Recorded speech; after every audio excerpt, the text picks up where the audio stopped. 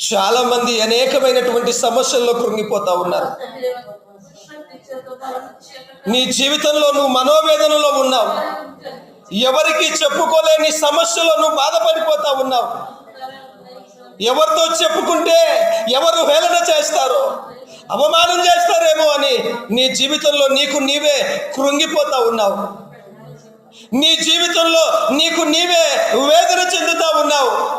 కానీ ఈరోజు దేవుని సేవకుడిగా నేను చెప్తా ఉన్నాను, ఇదిగో నువ్వు కృంగిపోవలసిన పని లేదమ్మా, నువ్వు బాధపడవలసిన పని లేదు, నువ్వు భయపడవలసిన పని లేదు. ఇదిగో నీ దేవుడితో నిశ్చయముగా ఈ రోజు నువ్వు చెప్పగలిగినట్లయితే, నీ దేవుడితో నిశ్చయముగా నువ్వు మనవి చేయగలిగినట్లయితే నీ కన్నీటిని నాట్యముగా మారుస్తాడు. నీ దుఃఖ దినాలు సమాప్తం చేస్తాడు. జీవితంలో నిన్ను శక్తివంతమైనటువంటి, ఉన్నతమైనటువంటి, స్థిరమైనటువంటి పాత్రగా ఈ దేవుడు చేయగలిగినటువంటి దేవుడై ఉన్నాడు. ఈ దేవుడు చేయగలిగిన దేవుడై ఉన్నాడు. ఈరోజు రా, సమస్యల నుంచి బయటికి రా, బాధలో నుంచి బయటికి రా, దుఃఖములో నుంచి బయటికి రా, బంధకాల్లో నుంచి బయటికి రా, ప్రతికూల పరిస్థితుల్లో నుంచి బయటికి రా. బయటికి వచ్చినట్లయితే అయ్యా నా బలము సరిపోవట్లేదయ్యా, అయ్యా నా జ్ఞానము సరిపోవట్లేదయ్యా, అయ్యా నా శక్తి సరిపోవట్లేదు, అయ్యా నా బలముతో, నా జ్ఞానముతో, నా శక్తితో, నా సామర్థ్యముతో నేనేమి చేయలేకపోతా ఉన్నానయ్యా, నన్ను బలపరచు నాయనా, నన్ను బలపరచు నాయనా.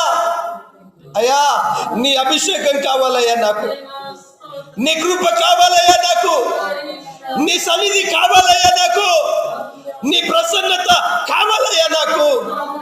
అయ్యా నేను బయటపడాలంటే నీ జ్ఞానం కావాలి, నీ అభిషేకం కావాలయ్యా. అయ్యా నన్ను అభిషేకించు. తీర్మానం చేసుకో దేవుని బిడ్డ. ఈరోజు ఒక తీర్మానం చేసుకొని నువ్వు వెళ్ళు.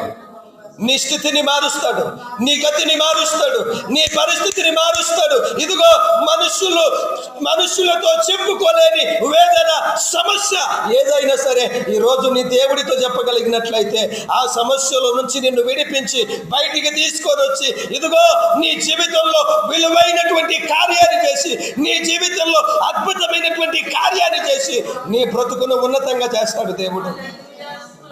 యేసయ్యా నీకు స్తోత్రాలయ్యా, దేవా నీకు స్తోత్రాలంటూ ఎవరు మౌనంగా ఉండొద్దు.